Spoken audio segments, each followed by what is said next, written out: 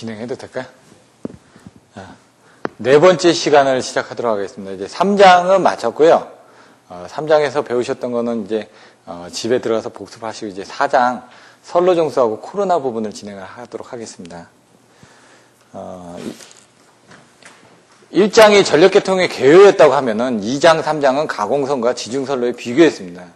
이제 4장부터는 이제 또 중요합니다. 이제 2장하고 3장을 여러분들이 같이 보셔야 됐듯이 4장 선로정수하고 코로나를 보셔야지만 5장에 이제 송전 특성을 같이 비교를 해서 보실 수가 있습니다. 4장에서 나와 있는 선로정수 RLGC가 뭔지, 그리고 이제 5장에 가서는 그 송전 특성 RLGC가 단거리, 중거리, 장거리별로 어떻게 나눠지는지 이렇게 비교를 해가지고 보시게 됩니다. 그럼 이제 그 다음에는 6장에 중성전 접지 방식과 유도장에 가가지고 접지 방식에 따라서 어떻게 틀려지는지, 7장에 가가지고 고장전류 계산해서 그 접지 방식별로 해가지고 고장전류가 어떻게 틀려지는지, 8장에 가서는 이제 안정도 부분을 배우게 되고, 9장에 가서는 이상전압, 10장에 가서는 보호계전기, 그리고 11장부터 해가지고 뭐 변전소라든가 아니면 각종 배전선로에 대해서 이렇게 배우게 된다는 얘기입니다. 그래서 이게 쌓여가야지만 여러분들이 뒤로 갈수록 조금 더 쉽게 됩니다. 선로정수하고 코로나 부분을 한번 보도록 하겠습니다. 근데 어떤 내용을 설명하게 될지를 전체적인 거를 항상 제가 그 과목이 시작하기 전에 전체적인 걸 다시 한번 요약을 해드릴 겁니다. 그러면은 제가 한 4-5번 반복해드리는 거거든요. 그러니까 계속 여러분들이 6개월 동안에 그렇게 반복을 하면은 다른 사람이 1년 들은 만큼의 효과가 생겨야 됩니다. 일단 선로정수하고 코로나를 보도록 하겠습니다. 선로정수의 개요. 여기 페이지가 97페이지입니다. 그럼 선로정수는 중간에 보시면 그림 4-1과 같이 저항 R, 인덕턴스 L, 정전용량 C, 누설 콘덕턴스 G라는 4개 정수로 이루어진 연속된 전기 회로다. 근데 이제 보시면 성배전 선로의 전기적 특성, 전압 강화, 수전 전력, 송전 손실, 안정도 등을 계산하는 데는 이 4개 정수를 알아야만 한다. 그래서 이 정수를 선로정수라고 한다라고 되어 있습니다. 그래서 여러분들이 2장에서는 이 선로정수를 배우게 됩니다. RLCG에 대해서 배우게 되실 거고요. 98페이지에 가시면 이제 저항 부분이 나와 있습니다. 그래서 저항에 관련된 부분을 설명드리면서 99페이지는 표피효과 부분을 설명을 드릴 겁니다. 100페이지에 가서 보시면 이제 표피효과에 대한 개념도 부분을 보시면 되고, 거기 표피효과에 관련된 식이 나와 있습니다. 그래서 AC하고 DC 간의 상관관계, 이제 여기 보시면은 앞에서 가공선로에 있을 때, 그리고 지중선로에 있을 때 단면적이 얼마만큼 넘어갔을 때 얼마만큼의 그 표피효과 비율들이 생기는지 그런 내용들이 교재에 나와 있습니다. 101페이지에 가서 보시면 인덕턴스가 있습니다. 인덕턴스가 뭔지, 인덕턴스에는 3가지가 있다고 그랬습니다. 최 차장님, 인덕턴스의 3가지가 뭐가 있었죠? 인덕턴스의 종류 3가지. 그렇게 바로 나와주셔야 됩니다. 그거에 대해서 이제 배우게 된다는 얘기죠. 첫 번째, 102페이지에 보시면 자기 인덕턴스가 나옵니다. 밑에 보시면 상호 인덕턴스가 나옵니다. 말씀하셨던 3번째 작용 인덕턴스는 조금 더 뒤로 가면 나온다는 얘기죠. 그러면 자기 인덕턴스, 상호 인덕턴스, 작용 인덕턴스, 이 3가지가 인덕턴스의 종류라고 했는데 그게 의미하는 게 뭔지를 배우게 된다는 얘기입니다. 근데 먼저 이제 인덕턴스에 대한 정의를 할 때 인덕턴스 L은 0.05 플러스 0.460 로그 10을 밑으로 하는 R분의 D, 미리 헨리 포 킬로미터, 이게 나오거든요. 그러니까 도체 내부에 대한 인덕턴스, 도체 외부에 대한 인덕턴스를 계산하는 식이 어떻게 증명이 되는지를 페이지 103페이지에 나와 있습니다. 근데 이걸 제가 다 증명을 해드리지는 않을 겁니다. 왜냐면 이 증명하는 문제가 잘 나오지는 않기 때문에. 그래서 제가 이제 설명드리는 부분은 요거에 대한 계략적인 개념이 뭐다, 0.05가 뭐고 0.460은 어떻게 나왔다라는 정도, 그리고 이걸 어떤 식으로 이제 계산을 했는지 전체적인 흐름 정도만. 왜냐면 답안지는 여러분들한테 다 나눠드렸습니다. 그걸 똑같이 설명을 해봐야 의미가 없습니다. 어떤 식으로 이게 하는지 흐름만 제가 설명을 드리고 여러분들이 직접 보시면 될 것 같습니다. 페이지 106페이지 보시면은 도선의 인덕턴스 일반식이 있습니다.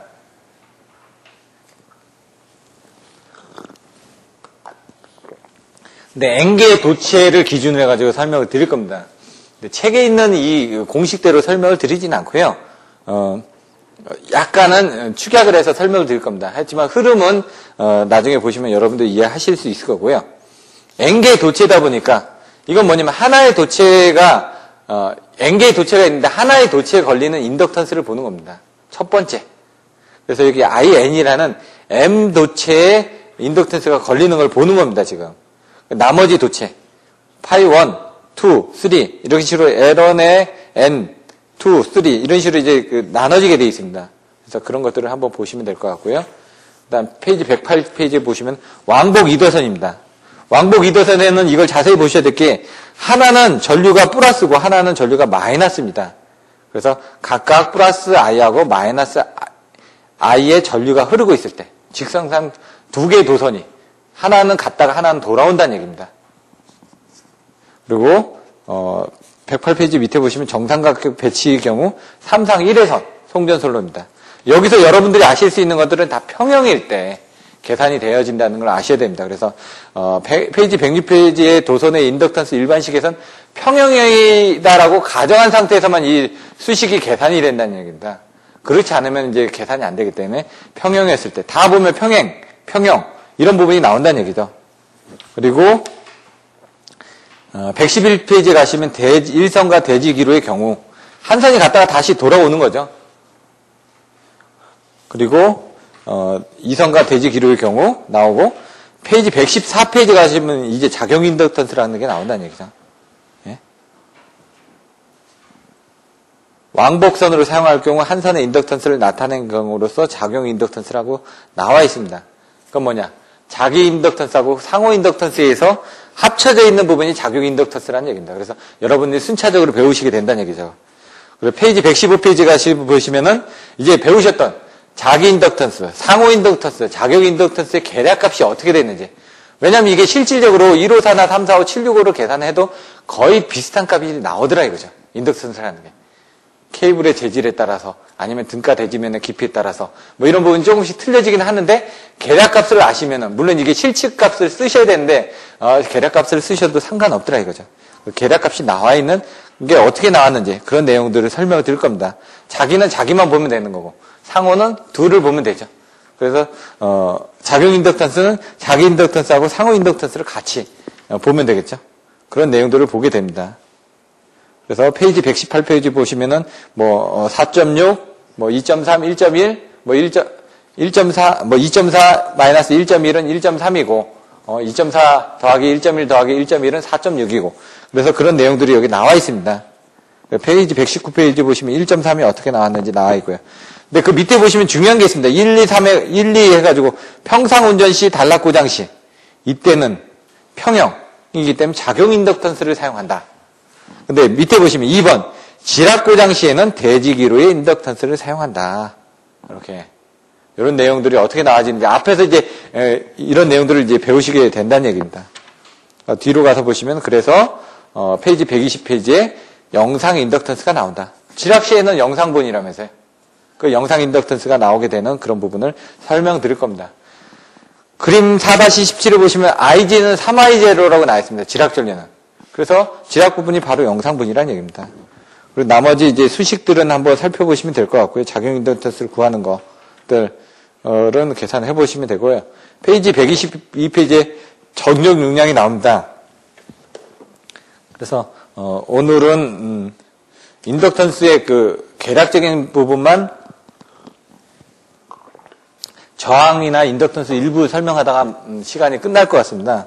그러면 자세한 설명은 다음 주인데 다음 주가 지금 그 견학 때문에 확실히 수업을 하게 될지는 잘 모르겠습니다. 그래서 그 다음 주에 수업을 해야 될 수도 있을 것 같습니다. 그거는 제가 여러분들한테 수강하시는 분들한테 전부 다 문자로 찍어드리도록 하겠습니다. 123페이지에 전위계수가 나오고요. 정정 용량 계수가 나오고 정전 유도 계수가 나옵니다. 그래서 이런 것들이 어떻게 되는지 이게 10점짜리로 나온 적이 있습니다. 그래서 이런 것들을 또 간단하게 정리를 해보고요. 그 다음에 왕복 2도선. 인덕턴스처럼 똑같이 이렇게 나온다는 얘기죠. 정정 용량이. 그 다음에 페이지 126페이지 보시면 단선과 대지간. 페이지 127페이지 보면 3상 1회선. 그래서 대지 정정 용량하고 상호 정정 용량을 계산을 하게끔 되어 있습니다. 그럼 여기도 마찬가지로 똑같은 계략값이 나온다고 드렸죠. 그래서 어떤 부분이요? 대지 정정 용량, 상호 정정 용량, 작용 정정 용량이 아니라 뒤에 가서 보시면 계략값이 뭐가 나온다는 걸 설명을 드렸습니다. 그래서 페이지 129페이지 가서 보시면은 그런 계략값들이 거의 비슷하게 나온다라는 부분이고요. 이제 뭐 수식 계산하는 식들이 나와 있습니다. 그래서 예제 4-5 페이지 132페이지 같은 경우는 좀 자세하게 설명을 드릴 겁니다. 그리고 나머지 것들은 한번 상황을 봐서 보시면 될 것 같고요. 페이지 133페이지 가시면 복도체 송전선로가 나옵니다. 이 부분은 정확하게 아셔야 됩니다. 케이블이 있고 케이블에 대한 복도체가 있고요. 근데 이제 가공선, 여기는 가공선을 얘기하는 겁니다, 지금. 가공선이 있고 가공선에 대한 복도체를 보는 겁니다.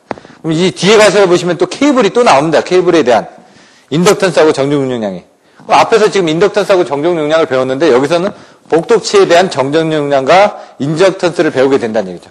그럼 또 뒤로 가서 보시면은 페이지 137페이지에 가시면 전력 케이블의 선로 정수를 또 배우게 된다는 얘기죠. 그래서 저항하고 인덕턴스하고 정정 용량 등을 케이블에 대해서 다시 배우게 된다는 얘기죠. 근데 제가 여기 보면 뭐가 3분의 1이 되고 뭐가 2, 30배로 커진다라고 말씀드렸죠. 인덕턴스는 어떻게 된다고요? 3분의 1로 줄어든다고 그랬죠. 정정 용량은 2, 30배로 커진다고 그랬습니다. 그런 내용들을 설명을 드립니다. 페이지 139페이지에 작용 용량을 이제 계산하는 식이 앞에서 예제로 나와있던 거를 가지고 같이 살펴보시면 될 것 같고요. 케이블의 충전 전류, 충전 용량들에 대해서 배우게 됩니다. 그래서 예를 들어 140페이지는 예제 4-7 같은 경우 여러분들이 직접 한번 계산을 해보시면 되죠. 그러면 이것들을 계산해 보시면은 앞에서 나왔던 이론들을 이해하실 수 있게끔 되어 있습니다. 예제 4-8을 통해서 충전 전류하고 충전 용량을 계산하는 것들도 살펴보시게 되고요.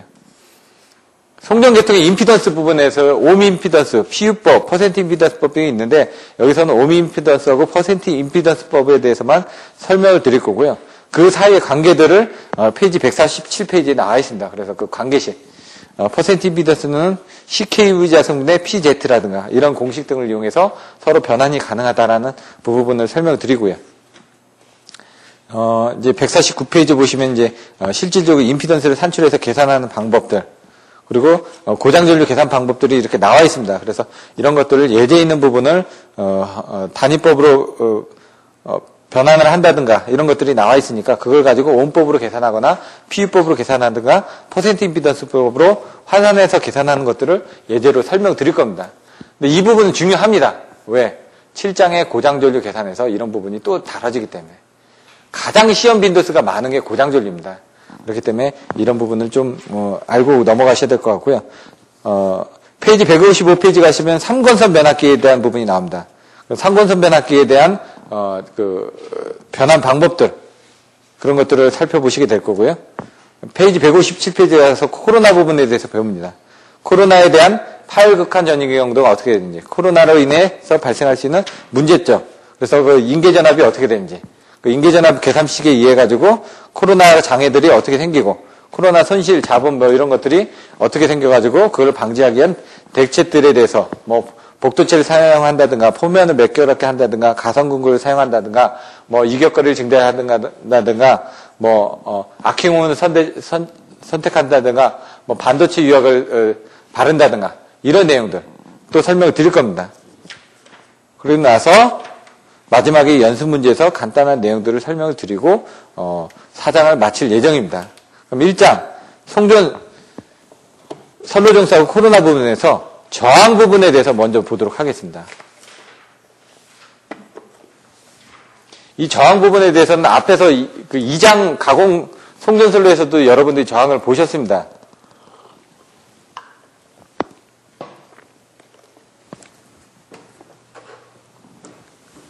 (4-2) 저항.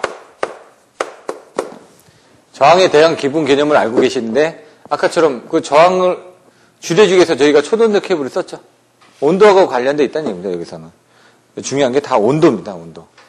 그래서 저항의 온도 계수 부분이 나오는데 여기서 R은 로 A분의 L이라는 얘기입니다. 이 식은 2장에서도 나왔으니까 여기서 로는 뭐라고요? 고유 저항률. 기기마다 다 틀리죠.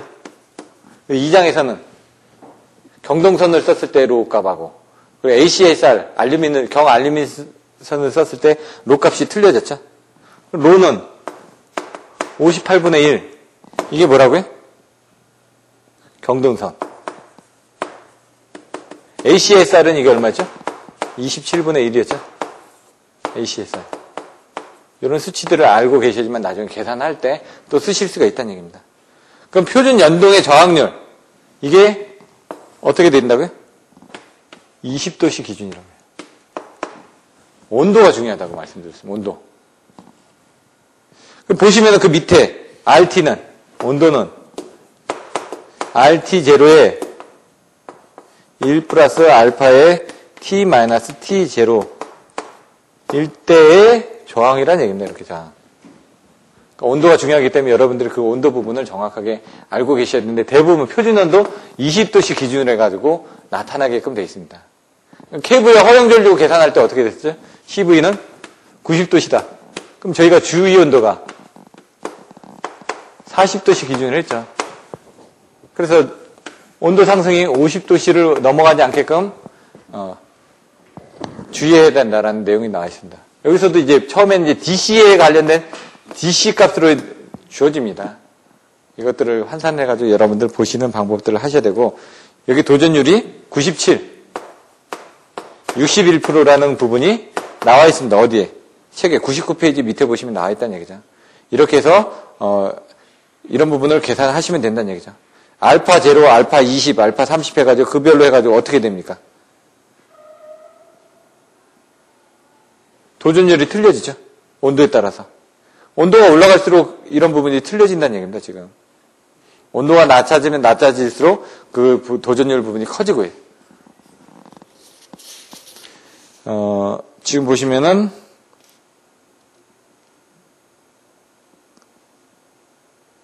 여기서 보시면 이제 표피 효과를 이제 보셔야 됩니다. 표피 효과. 근접 효과, 표피 효과, 뭐 이런 부분이 있는데 표피 효과. 이 장에서 한번 설명을 드렸습니다. 어디 있냐면 99페이지의 중간 부분에 보시면 전선의 중앙부를 흐르는 전류는 이렇게 쓰면 전선의 중앙부를 흐르는 전류는 전류가 만드는 전자속과 세교함으로 전선 단면 중심부일수록 자력선 세교수가 커져서 인덕선수가 커지기 때문이다. 그 결과 전선의 중심부일수록 리액턴스가 커져서 전류가 흐르기 어렵고 전선 표면으로 갈수록 전류가 많이 흐르게 되는 경향을 지니게 된다. 이것을 표피효과라고 한다. 이건 뭐냐면 전선이 이렇게 도치가 있으면은 자력선이 이렇게 나올 거 아닙니까? 이렇게. 그럼 여기는 이제 가까운 데 있으니까 이런 게 집중이 많이 되지 않습니까? 얘는 이렇게 가니까 이런 쪽은 이제 조금 덜 비겠죠? 그러다 보니까 이런 쪽은 이제 자력선이 많으니까 저항이 커져서 인덕턴스가 커진다는 얘기입니다. 그러니까 인덕턴스가 크니까 어떻게 되죠? 요건 지금 가공선에 대한 경우입니다. 아까 이제 케이블을 생각하시면 도체가 있었고 외부에 절연체가 있었는데 얘는 전부가 도체라는 얘기예요. 전부 다. 쇳덩어리. 경동선이라는 얘기입니다. 경동선의 경우는 똑같은 이 부분에 집중되다 보니까 얘가 이 부분에 이 바깥에 비해서 이쪽에 저항이 더 커지니까. 바깥으로 전류가 많이 흐른다 이거죠. 전류 밀도가. 전류 밀도를 봤을 때 이게 전류 밀도가 여기는 이렇게 되고 이렇게 전류 밀도 이렇게 평행을 보면은 이런 식으로 해가지고 조금씩 이렇게 줄어들더라고요. 그럼 여기는 이제 전류 밀도가 많으니까 이쪽에 많이 몰려 있으니까 전류가 바깥쪽으로 흐른다는 얘기죠. 이쪽은 저항이 크니까 전류 밀도가 줄어들어서 많이 안 흐르고 그래서 이렇게 바깥쪽으로 이렇게 흐르는 부분을 표피 효과라고 얘기를 한다 이거죠.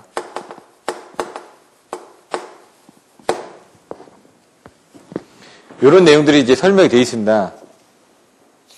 근데 이게 지금 AC 전류를 흘렸을 때하고 DC 전류를 흘렸을 때 내용이 틀려진다는 얘기고요. 그게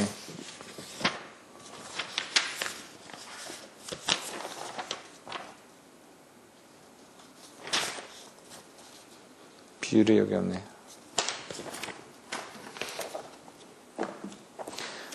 그럼 저희가 이 표피 효과를 줄이기 위해서 어떻게 되냐? 복도체를 쓴다고 그랬죠? 예? 복도체는 얘는 이렇게 줄어듭니다. 복도체를 쓰면 이제 자석들이 이제 바뀌어지는 부분, 얘도 뭐 플러스 되니까 얘는 자석들이 이런 식으로 나올 겁니다. 이렇게 또. 그러면 얘 같은 경우는 이렇게 되면 실질적으로 전류가 이렇게 도체가 크지만은 이렇게 이쪽에만 전류 밀도가 많이 흘리고 이쪽엔 전류 밀도가 많이 안 흐르다 보니까 얘는 실질적으로 전류 크기는 이렇게 작아진 것처럼 보여지죠. 얘는 지금 전개가 이렇게 되다 보니까 이 안쪽에 이게 흐르죠. 이쪽으로는 안 나가고. 그러다 보니까 도체의 크기는 한 이런 것처럼 느껴집니다. 전류가 이쪽에 흐르지만은 도체 크기 부분에 대해서는 얘보다는 더 큰 것처럼 느껴진다는 얘기죠. 자기장에 의해 가지고. 이렇게 이해를 하셔도 됩니다. 근데 지금 그 표피 효과가 생기는 거는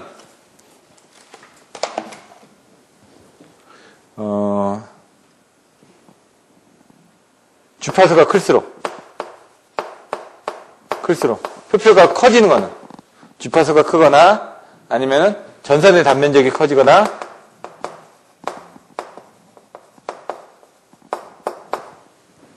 도전율이 커지거나 비투자율이 클수록 이런 표피 효과가 잘 발생된다고 나와 있습니다. 그러니까 얘는 이제 이거에 대한 자체적인 부분이고 얘는 이론적인 부분으로 그렇게 느껴진다는 것 뿐입니다. 이걸 지금 내용이 그 중간에 99페이지 밑에 보시면 표피 효과는 주파수가 높을수록 전선의 단면적이 클수록 도전율이 클수록 그리고 비투자율이 클수록 커진다. 이 때문에 전선의 유효 면적은 줄고 저항값은 직류의 경우보다 약간 증대하게 된다 이거죠. 그러니까 이런 식으로 돼 있던 부분이 이런 식으로 줄어든다는 얘기입니다. 지금 유효 면적이. 근데 이제 AC를 흘렀을 때하고 이제 DC를 흘렀을 때 이런 그 부분을 가지고 이제 계산을 해보면은 요걸 이제 그 표피 효과를 이제 수식으로 나타났는데 M 페이지 100페이지 보시면은 M은 2파이분의 EF 뮤의 로입니다. 이건 투자율이고, 이건 주파수고, 이거는 고유정이고. 그럼 이 표피 효과에 대한 이 부분은 이런 것들이 커질수록 커진다라는 걸 아실 수가 있다는 얘기예요. 수식에서. 알고 있는 부분은. 근데 이게 지금 보면은 단면적이 클수록 표피 효과가 크다면서요. 그래서 그런 부분을 줄여주고자 어떻게 하느냐. 복도체를 쓴다. 그 부분이 페이지 101페이지 보시면 지중 케이블에서도 단면적이 100스퀘어를 1000스퀘어를 넘는 큰 도체에서는 25에서 35%까지 증대하고 있다. 따라서 이러한 경우에는 복도체 아니면 분할 도체를 사용해서 적당히 대처하지 않으면 안 된다. 그러니까 표피 효과에 대해서 복도체를 이용해서 표피 효과를 저감을 하는 그런 내용들이 설명이 되어 있습니다. 그리고 이제 페이지 100페이지 보시면 표피 효과에 대해서 그림이 나와 있죠. 전류 밀도는 표면으로 갈수록 커진다. 그래서 바깥쪽으로만 전류가 흐르는 거고요. 그 다음에 오른쪽에 보시면 RAC분의 RDCB 비율이 점차 이제 커지는 부분을 느껴질 수가 있습니다. 그러니까 온도가 떨어지면 떨어질수록 이게 보내줄 수 있는 양이 더 많아지겠죠. 그렇기 때문에 여기 자세히 보시면 온도가 낮을수록 곡선이 위에 올라가 있고요. 온도가 높을수록 곡선이 밑에가 내려온 걸 알 수가 있습니다. 여기 뭐 비율들은 직류저항에 대한 비율들은 그냥 참조를 해서 보시면 될 것 같고요. 인덕턴스 부분을 좀 간단하게 설명을 드리겠습니다.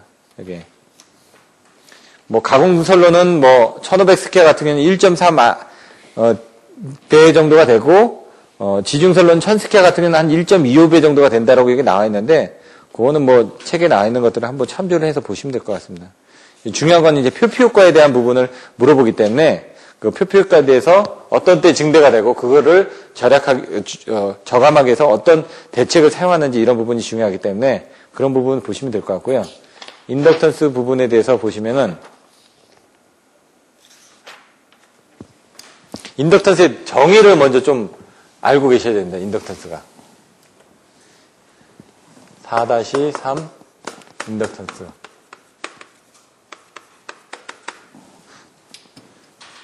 저희도 이런 부분들이 좀 많이 헷갈리는 부분이 인덕턴스의 정의와 정의가 어떻게 되는지, 단위가 어떻게 되는지. 여기 보시면 딱 나와 있습니다. E는 마이너스 L dt분의 di. 수식은 많이 봤죠? 또 E는 마이너스 dt분의 d파이.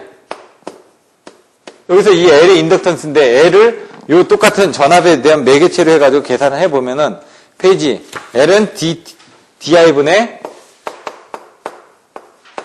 d파이 또는 이 L을 인덕턴스라고 얘기하는데 이 인덕턴스가 뭐냐라는 부분을 이제 정의를 한 겁니다. 변압기를 한번 보면은 도체가 감겨져 있고 도체에 감겨져 있습니다. 전류가 흐르면은 전류의 흐름을 방해하는 쪽으로 자석이 생깁니다. 이렇게 도체에 전류가 흐르면은 자석이 생기고 그 자석에 의해서 뭐가 생기죠? 유기기전력이 생기죠. 그 유기기전력에서 다시 전류가 생기는 겁니다. 바로 그때 여기 인덕턴스, 저항 성분이 있다는 얘기입니다. 보면은 이 E는 역기전력 아닙니까? 역기전력. 예?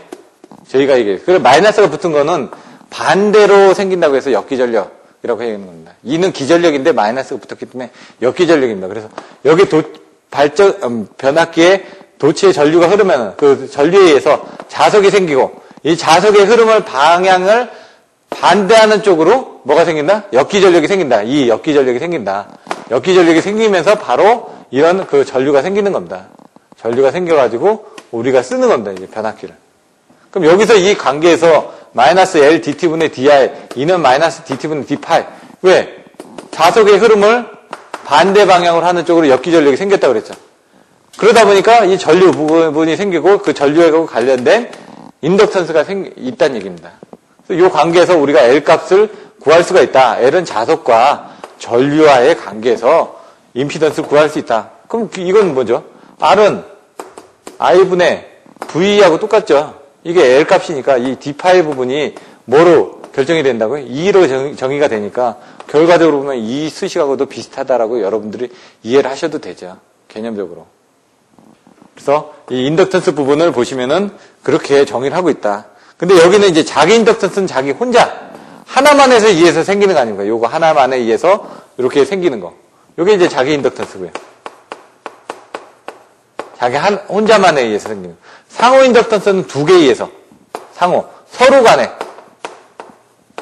뭐 쌍방 이런 식으로 보시면 되죠.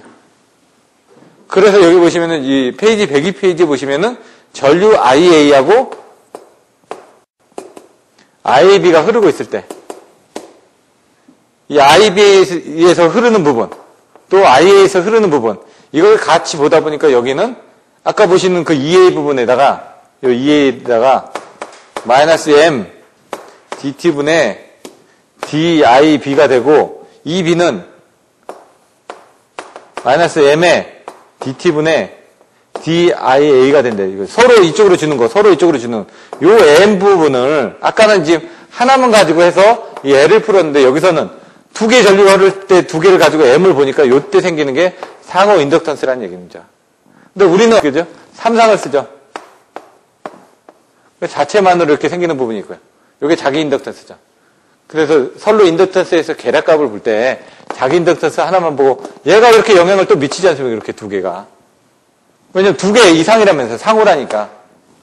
얘가 자체적으로 하는 부분, 얘가 이쪽으로 다른 데서 이쪽으로 미치는 영향, 다른 데서 이쪽으로 미치는 영향 이걸 다 합해야지 요게 작용 인덕턴스가 나온다고요. 뒤에 설명이 나옵니다.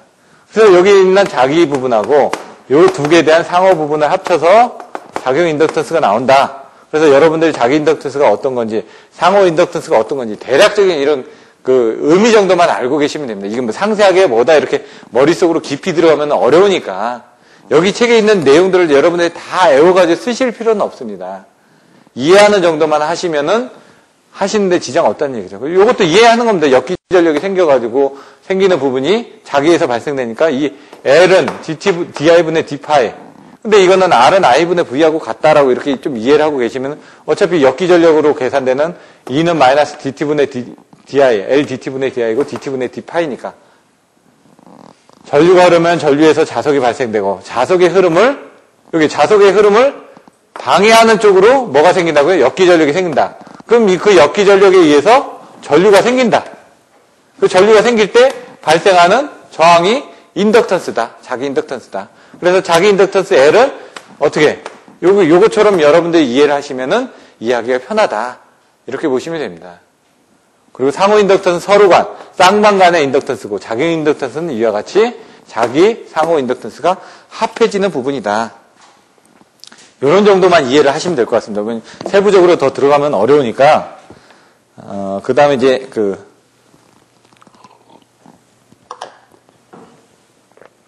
엔도체 부분을 설명을 드려야 되는데 시간 관계상 제가 그냥 직선상 도선의 자석에서 인덕턴스의 계략값을 어떻게 계산하는지 그런 정도만 한번 설명을 드리겠습니다.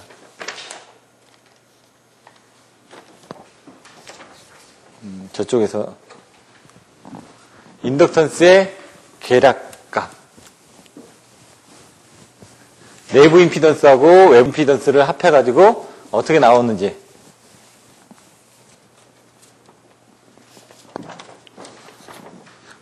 지금 아까 얘기한 작용 인덕턴스를 제가 설명드렸죠.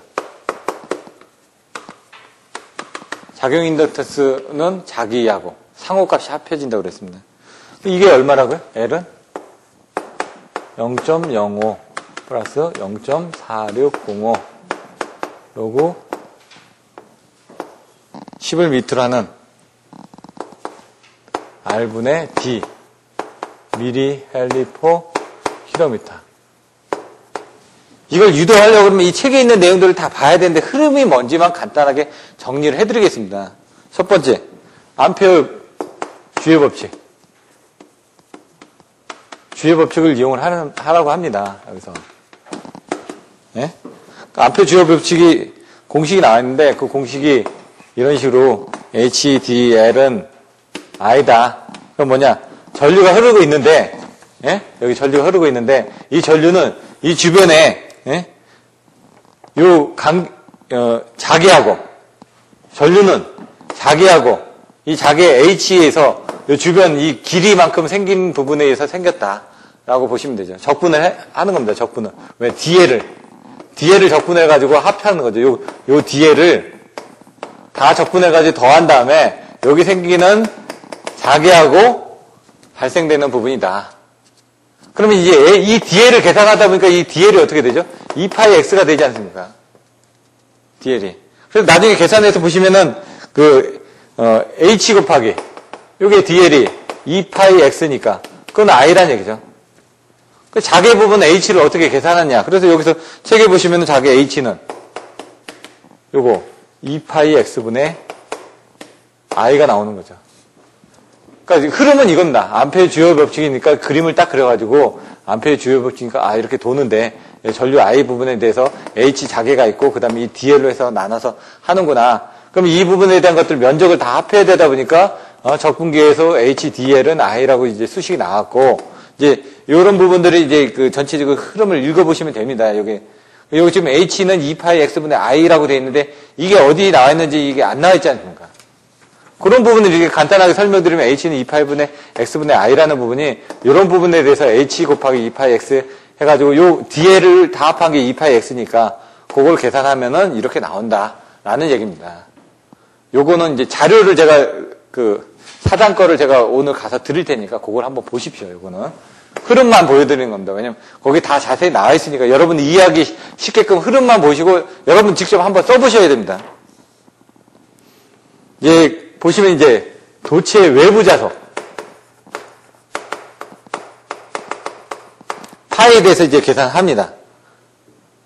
그럼 뭐냐면 여기 똑같이 도체가 있는데 여기 전류가 이렇게 흐른다는 얘기죠. 이제 면적으로 본다는 얘기죠. 면적. 여기 부분을 아까는 길이로만 봤는데 이걸 면적으로 보겠다는 얘기입니다. 이렇게 면적으로 해가지고 DL로 보고 요거를 DX로 보고 예?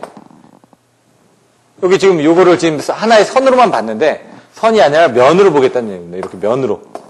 이렇게 면으로. 그래서 여기에 흐르는 자석이 얼마나 되는지 그걸 이제 계산을 하면은 수식적으로 해가지고 나온답니다. 자석 빌도 B와부터 해가지고 총괄하는 자석 D파이는 나오게 되면은 여기 나오는 것처럼 지금 똑같이 나오는데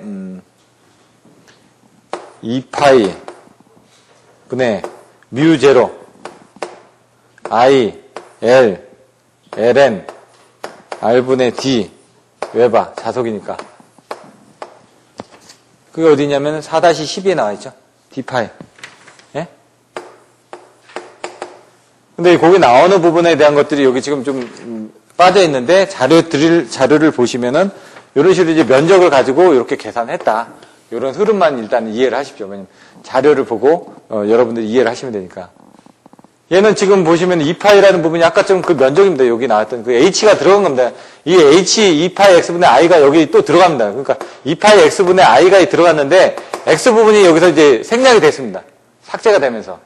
그 관계가 나와 있으니까 그러면 2파이 x분의 i가 여기 들어간 겁니다. 그럼 뮤제로 il에 해가지고 로그 10을 밑으로 하는 이 부분이 생략이 돼서 없어지고 이런 부분들이 나와 있는데 그걸 설명드리기엔 좀 시간이 걸리니까 이렇게 보시면 될 것 같습니다. 그러니까 이 수식이 여기서 중간에 넘어가는 부분이 여기 안 나와 있다 보니까 여러분들이 이해하시기 힘드니까 자료를 보시면은 나와 있는데 결과적으로 그림을 보고 그 다음에 수식을 이해하고 그림을 보고 수식을 이해하고 이 중간에 넘어갔던 과정은 참조를 해서 보시면 되고요.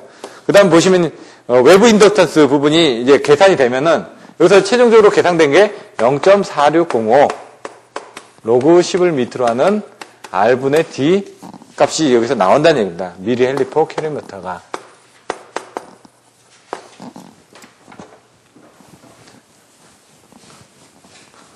그럼 작용 인덕턴스가 지금 L은 0.05 플러스 0.4605 로그 10을 밑으로 하는 R분의 D인데 먼저 이게 지금 만들어졌다는 얘기입니다. 왜? 외부 부분이니까. 외부 부분에 대한 그림을 가지고 H, 자개 부분에 대해서 생각을 했고 자개 부분에 대해서 자속 여기 외부 부분이니까 외부에 대한 자석을 가지고 어떤 값을 이끌어냈다. 그러면 먼저 이 뒤에 값을 먼저 이끌어낸 겁니다. 이 값을. 먼저. 그럼 이제 내부에 대한 값을 이끌어내야 되겠죠. 그 과정에 이제 밑에 나와 있는 겁니다. 내부에 대한. 내부에 관련된 건 에너지 밀도에 가지고 이제 계산하는데, 요거는 외부고요. 요건 내부.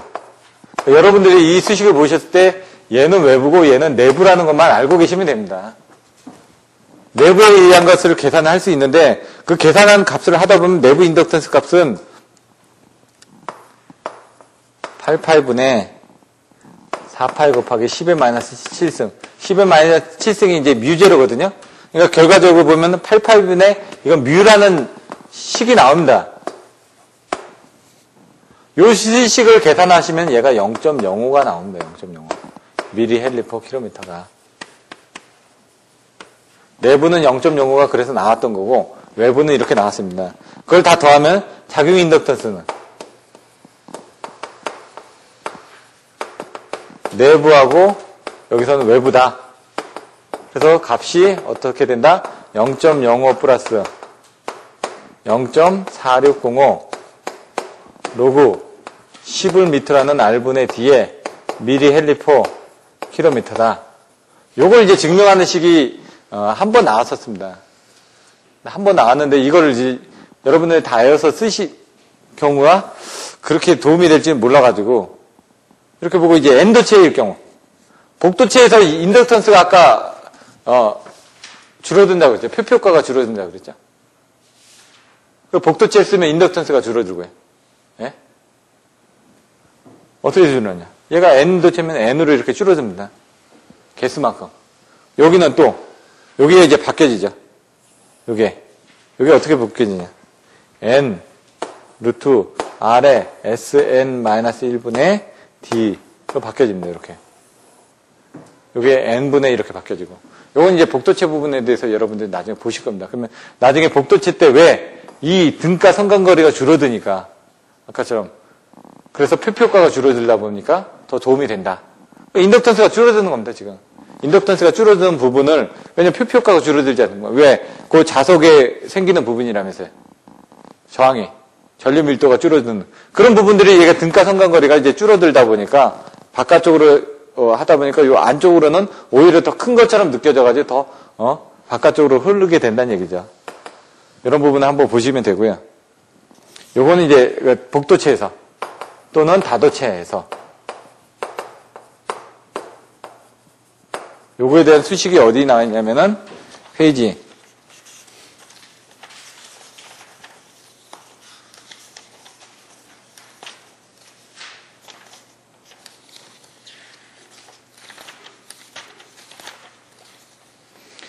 페이지 133페이지 가서 보시면 인덕턴스 값이 나왔죠. 아래 SM-1분의 등가 반지름이 이렇게 줄어든다는 얘기입니다. 그래서 134페이지에 맨 위에 보시면 이 수식이 나와 있습니다. 나중에 여러분들이 복도치를 하실 때는 인덕턴스는 이렇게 값이 바뀌어진다는 걸 써주셔야 됩니다. 그래서 지금 n으로 나눠지는 건 쉬운데 아래 n의 루트 아래 SM-1 이 수식을 암기를 해주셔야지만 됩니다. 오늘 인덕턴스 부분의 그 계략적인 부분까지만 설명을 드렸고요. 다음 시간에는 자료를 제가 오늘 보내드릴 테니까 한번 보시고 잘 이해가 안 되면 이제 여쭤보시면 될 것 같고요. 도선의 인덕턴스 일반식 페이지 106페이지 이 부분이 좀 여러분들이 이해가 안 되실 겁니다. 이게 저도 잘 이해가 안 됐으니까. 그러니까 여기서부터 딱 개념을 잡아가시면은 나머지 이 뒷부분에 대한 개념은 다 이걸 가지고 다 해석이 됩니다. 다음에는 요걸 좀 자세하게 설명드리고 그 뒤에 있는 내용들을 이끌어 가게끔 그렇게 진행을 하도록 하겠습니다. 지금 1시가 넘어가지고요. 오늘 고생하셨고 다다음 주에 뵙겠습니다. 왜냐면 다음 주에는 아마 안 될 것 같으니까 제가 문자를 보내드리도록 하겠습니다. 감사합니다. 예.